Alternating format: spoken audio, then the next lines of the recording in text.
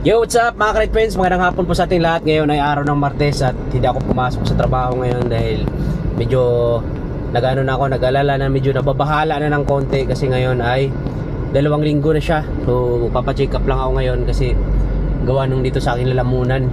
Nung nakarang linggo pa to eh. Ang una lang nito, bago ako magkasipon tsaka ubo, parang may napupunit dito sa may bandang lalamunan ko pagka hindi naman siya masakit pag lumulunok ako ng pagkain or pag ngumunguya ako or lumulunok na lawa, hindi siya masakit. Doon lang siya sumasakit yung tipong, di ba pag uminom ka ng tubig tapos alam mo yung pag lumalagok ka, yun yung ganon. Meron siyang nakaramdam ko na parang may bukol dito na natatamaan, yung parang nasasagi siya tsaka masakit. So inobserve ko na siya ng mga ilang linggo. So ngayon magdadalawang linggo na andito pa rin siya. Tapos dito na part ito, itong side na to, yan. I-share ko lang ba may nakakaranas din dito or baka may mga viewers tayo na mga doktor diyan para makapag-ano rin sila kung ano man yung naging nangyari dito. So dito na part ito, yan. Tapos minsan kumukunik siya dito na part pagka yung lumalagok lang ako ng tubig, doon lang talaga siya masakit. Kaya medyo nag-alala na ako, kaya gusto ko rin malinawan para hindi na mag-isip kung ano-ano pa. So papacheck up ko na. So kanina mahaba kasi yung pila doon, kaya nagpalista lang ako ng alas 10 ng umaga tapos alas 6 yung balik ng gabi. Yan yung check up natin yun, kaya samahan nyo ako at i-update ko kayo kung ano magiging resulta dito sa leg ko. Yan. Nabanggit ko na to kay Mrs. nung nakaraan pa. So nung nakaraan pa gusto na ipa-check up ni Mrs. Pa-check up natin yan para sigurado tayo for sure kung ano man yan. So sabi ko pakiramdaman ko muna or baka mawala lang. Kaya niisip ko baka yung gas-gas lang do sa panay singa ko. Akala ko nagsusugat lang. Tapos parang dami kong sipon. Tapos minsan parang naisip mo na doon nagmumula yung mga ibang plema, parang dito nanggagaling. Tapos binanggit ko na rin to kay Nanay Rayot. Yan, sabi niya pa-check up ko na yan kasi mahirap na. Kaya ngayon nakapag-decide na talaga na papacheck up ko na para hindi na matigil yung pag-iisip ko kung ano pa man. Kasi ako talaga mismo mga ka-Ride Friends, alam ko sa sarili ko kung yung may manaramdaman ako na wala lang, yung parang wala lang to, parang mawawala din to ng ilang araw. Pero ito talaga hindi siya nawawala, mga ilang 2 weeks na eh. Kaya napag-desisyonan ko na pa-check up ko na ngayon. Agkat sa isang taong mahal mo, yan ang mahal mo. Yo, good morning mga ka-Ride Friends. Have a nice day everyone. For today's video ay dito na kami sa Manila ng aking misis. Back to work, back to reality na. Pero bagong lahat, hindi muna kami pumasok sa work namin ngayon kasi meron kaming mga importanteng lalakarin. At unang-una na doon yung enrollment ng anak namin para sa ekonomiya, you know. Dahil malapit na nagpapasukan, itong katapusan ng July ata magpapasukan na, kaya i-enroll na namin yung anak namin para sigurado na. Yan, pupunta kami sa school ngayon. Good morning, Mal. Good morning po. Yan, at syempre about to sa check up ko kahapon mga ka-Ride Friends, yung sa may bukol ko dito sa leg ko. Yan, i-update ko na lang kayo sa mga next video dahil pupuntahan ko pa mamaya yung result nun. So tara, samahan nyo kami. At shoutout pala kay Ate Viuli at kay Jovi ba yun? Yung pangalan ng anak niya. Yan. Na gulat ako kanina kasi malingki ko ng umaga. Pungas-pungas pa ako. Bigla akong pinukpok. Nakakatuwa lang kasi isipin mo yung reaction ng mga followers natin kahit bihira na tayo na hindi nakapag-vlog, hindi nakapaggawa ng mga content. Pero buti nga hindi nabitawan yung bata. Apo niya ata yun. Shoutout sa apo niya dala-dala. Mga 2 taon pa ata yun. Buti hindi nabitawan. Ay, maraming salamat Thank you. Lagi daw siya nanonood ng mga vlog ko. Yan, maraming salamat po ate. Nagising ako doon sa pukpok mo. Yan, salamat po. Ingat ka palagi. God bless. Dilim mo. Dito na kami mga ka-Ride Friends sa school ng anak ko. So si Mrs. na lang pumasok doon kasi mag-fill up lang naman yun ng form. Tapos pagtapos mamaya ay gagala kami kasi banding-banding muna. Buti na lang. Shoutout pala sa boss ko. Maraming salamat boss na pumayag ka sa hiling ko kanina. So may pasok dapat ako na sa kay Pampanga kami ngayon. Pero yun, dahil sa mga kaganapan natin yung araw to, mga dapat nating asikasuhin para wala nating isipin sa mga sunod na araw pa. So yun, pumayag naman. Maraming salamat po. At mamaya pupunta kami ng SM doon. Naalala nyo nung nabanggit ko na nakaraan sa vlog ko na SM Caloocan. Gusto mo ni? Uy! Umabo pa lalo. Inabanggit ko doon sa Hala. Yun. Nabanggit ko na nakaraan doon sa may SM Caloocan. So po, subukan namin pumunta ni Mrs. doon dahil meron kami mga inaanak. Shoutout pala doon sa inaanak ko kay kalimutan ko yung pangalan, dami kasi. Yan, nung na-vlog ko na nakaraan kay anak na sa kumpare ko, kay paring Raymond tsaka kay maring Hazel. Tapos yung pinaanak pa namin dito sa may Bagungbong, si Iwa, yung kaklase ni Ashley, yung ate, tapos yung isa pa, tatlo yung anak namin eh. So pupunta kami ng SM ngayon, mamili kami dahil hindi kami nakapunta na nakarang birthday, tapos binyag dahil sa busy nga natin kasi meron akong regular na taping or shooting ng MWF. Yan, natapat kasi nung nakaraan. Tapos nung Sunday pa, nung Pampanga kami, kaya hindi naka-attend, kaya bawin na lang tayo, magbibigay tayo ng regalo sa mga sunod na araw pag nakagawi tayo dun sa kanila. Yun. Okay na mga Kret Friends, tapos na kami mag-enroll. Napa-register namin si Kablik doon. Mababang pilapan pa yun, kaya umano ako na kay Mrs. Sumabol na ako. Ating oras ay 10:36 na ng umaga. Saktong-sakto lang yung pagbukas ng SM Ketra tayo ng SM Caloocan. Buti nakapag-enroll na kami. Susunod na bibili naman namin ngayon yung mga gamit ng anak namin para sa pasukan. Kasi malapit yung pasukan nila. Grabe ang bilis ng araw, no? Ang bilis ng buwan. Isipin mo, parang kabakasyon lang nakaraan ngayon. Pasukan na naman nila sa July 29. Halos lahat ata, mga DepEd or public or private, sabay ata yun. 29 din. So, ayan, kailangan natin maghanda na. Parang, kaya siguro nag-adjust yun. Kasi hanggang sa, di ba dati nag-pandemic? Tapos ngayon ang bakasyon na nakaraan, ang tagal. Dapat dati Abril yun eh, bakasyon na.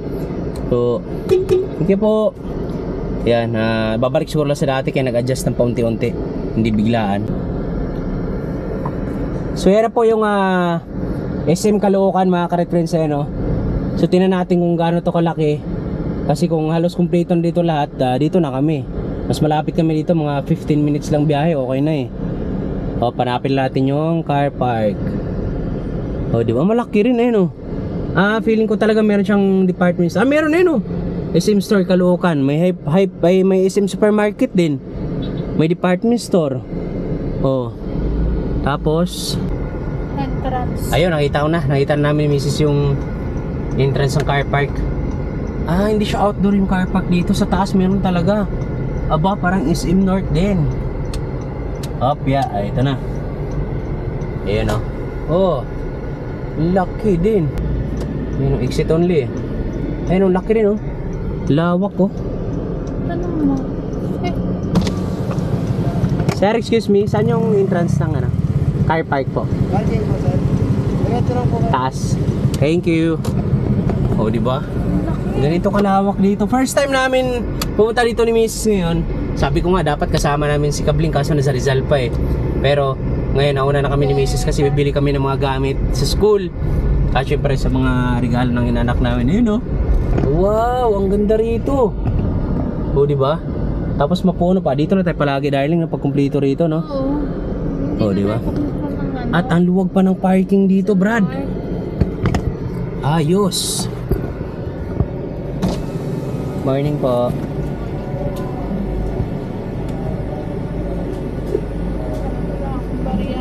Kayo na ba ma'am paglabas na? Sa loob po ng mall yung payment, sir. Okay, sige. Salamat. Ayos, ang lawak ng parking oh. Sa loob ng mall? Oh. Ayun oh. Meron pa sa taas. Pero dito na siguro tayo no. Doon lang tayo. Para malapit sa entrance ng Ito na lang. Doon tayo doon oh. Malapit sa entrance ng mall.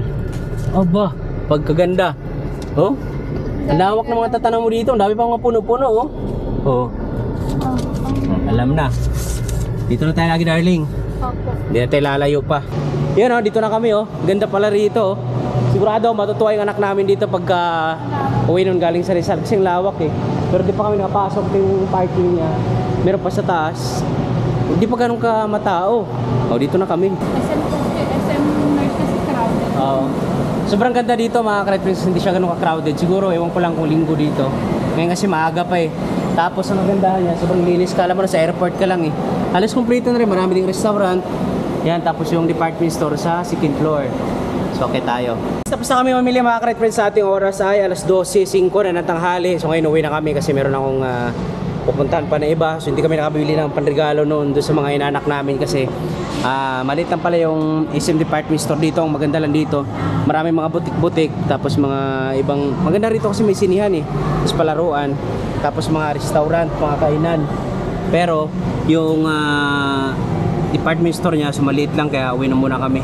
At least nakapamili na kami ng mga gamit sa anak namin, kompleto na para sa school niya. Kailangan kong mag-asikaso ng mga requirements ko, may ayusin lang akong papeles, tapos yung NBI ko, kuha akong barangay clearance, tapos punta pa kami ulit ng SM North mamaya. Ang isa sa nagustuhan ko talaga dito sa SM Caloocan kasi napakaganda ng mga established. Maganda yung mga kainan, yung mga restaurant, tapos meron pang sinihan. Yan, pagka nakawin na si Ate Kablink, manood kami ng sine ulit. Tapos yung parking niya napakalawak at ang linis ng SM kasi siyempre bago pa Tapos meron doon pinaka-parkingan sa taas, rooftop. Parang nasa pinaka-mataas na torre. Torre. May na tayo, sir. Thank you. Dagang salamat, sir. Ganda Ganda ng SM Caloocan. Dito tayo sa bahay mga ka-Red Friends. At ngayon merienda lang tayo saglit. Lagutom ako uli. Nakakatuwa kasi nag-enjoy si Mrs. dun sa pinuntahan namin. At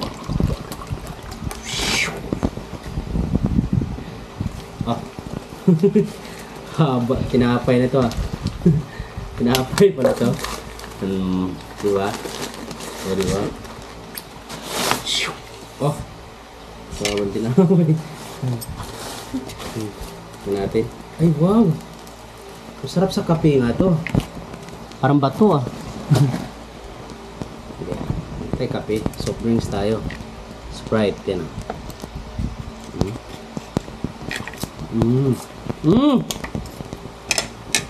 Ito ba? Dito mo ka.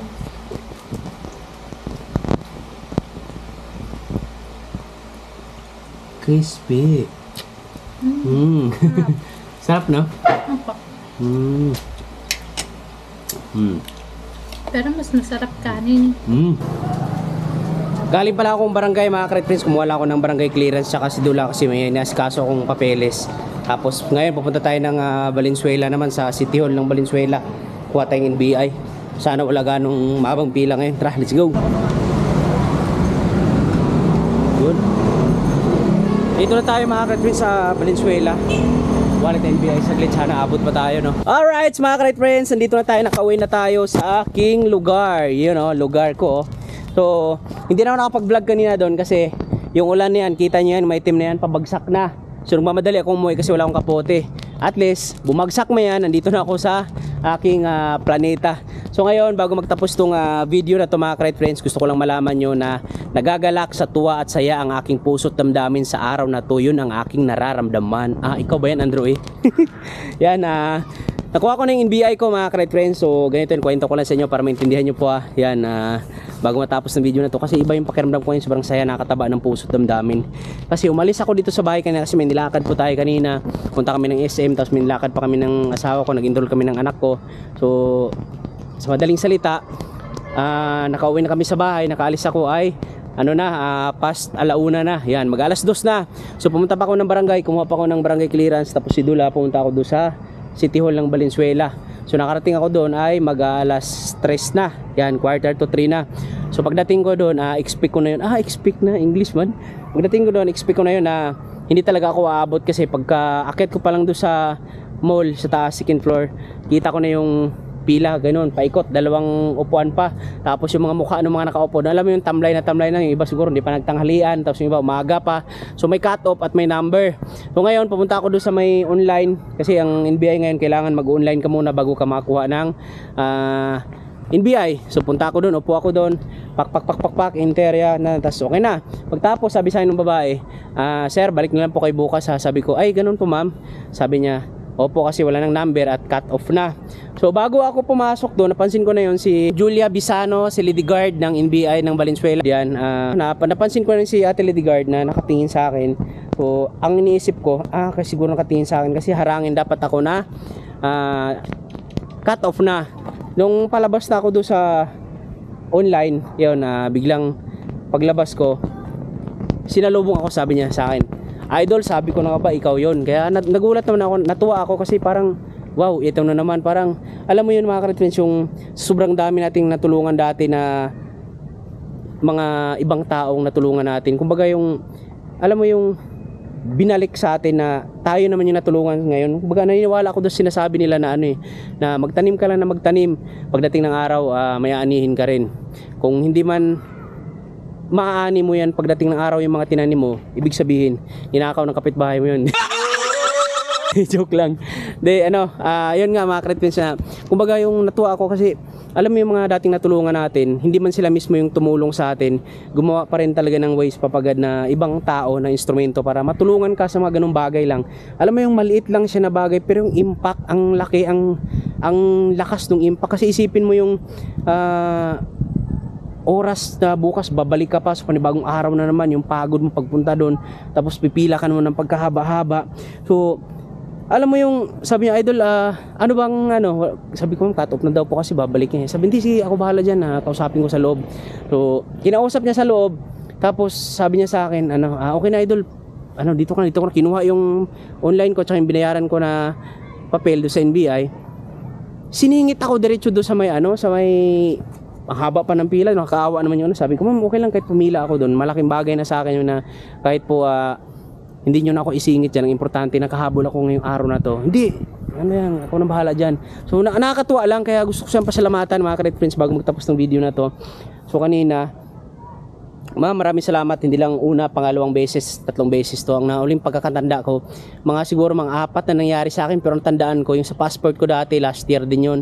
Tapos yung sa NBI naman. Kaya shoutout sa lahat mga magigiting na minamahal naming guard. Salamat po sa mga panonood ng mga vlog natin. At grabe, natulungan ako, hindi mo alam kung gaano kasaya ngayon. Ang kanyang pangalan ay si Ma'am Julia Bisano, si Lady Guard ng NBI ng Valenzuela. Ma'am, maraming salamat. Once again, thank you so much po, ma'am. At mag-ingat ka palagi. Kita-kits tayo, Susan. Salamat sa panonood ng vlog. Mga ka-Red Friends, maraming salamat po. Ayan, sa patuloy na pagsuporta at panonood ng mga videos natin. So hanggang dito na lang muna siguro tong video na to. Magkita-kits na lang tayo next video. At maraming salamat po. Mag-ingat kayo palagi. God bless. I love you all. Bye-bye. Peace out.